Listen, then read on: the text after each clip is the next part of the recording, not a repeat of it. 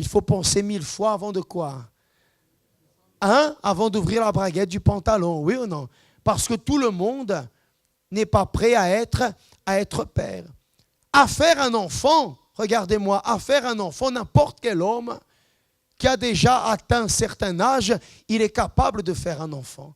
Mais être capable de faire un enfant ne veut pas dire être capable d'être... C'est vrai ou c'est faux? Faire un enfant, n'importe quel homme, excusez-moi, mais qui a atteint, pas l'âge, mais la condition physique, biologique, de lancer une semence, un spermatozoïde, il est capable de faire un enfant. Mais ça ne veut pas dire qu'il est capable d'être père. Pourquoi? Pour quelle raison? Donc sur ce point-là, nous méditons. Point 2. Comment se déroule ma relation avec mon enfant, avec mon père? Ici, on a traduit par enfant parce que ça peut être votre fils ou ça peut être aussi votre fille. Vrai ou faux? Peut-être vous n'avez pas de fils. Vous êtes papa, vous n'avez pas un fils, mais vous avez une fille. Vrai ou faux? Et la figure du père, elle est importante aussi pour la fille. Pourquoi est-ce qu'aujourd'hui, il y a des femmes, par exemple, ou des jeunes filles qui refusent de se marier ou qui refusent de se compromettre dans une relation sentimentale? Parce qu'elles ont gardé l'image du père.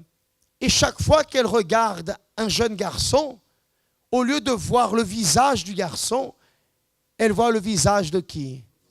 De son père. Hein? Comme dans les films, parfois, la personne, elle regarde quelqu'un, mais elle voit une autre tête, oui ou non? Parce qu'elles ont été traumatisées. Elles ont été traumatisées par l'exemple de leur père avec leur mère.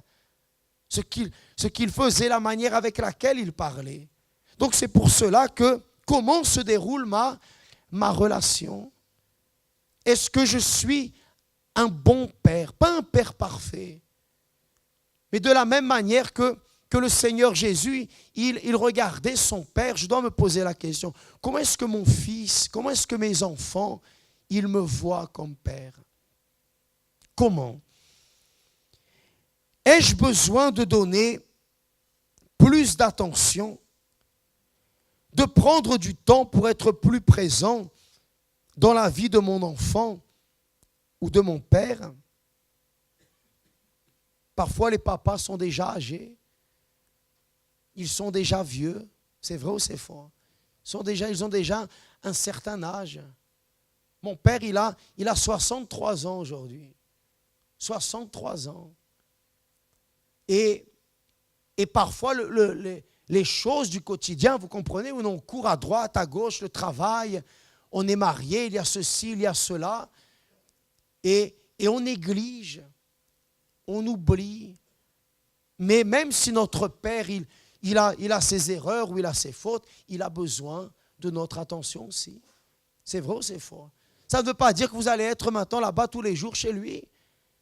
Mais pensez peut-être que vous pensez, vous vous dites comme ça. Ça fait combien de temps que je n'ai pas parlé à mon père? Ça fait combien de temps que je ne lui ai pas téléphoné?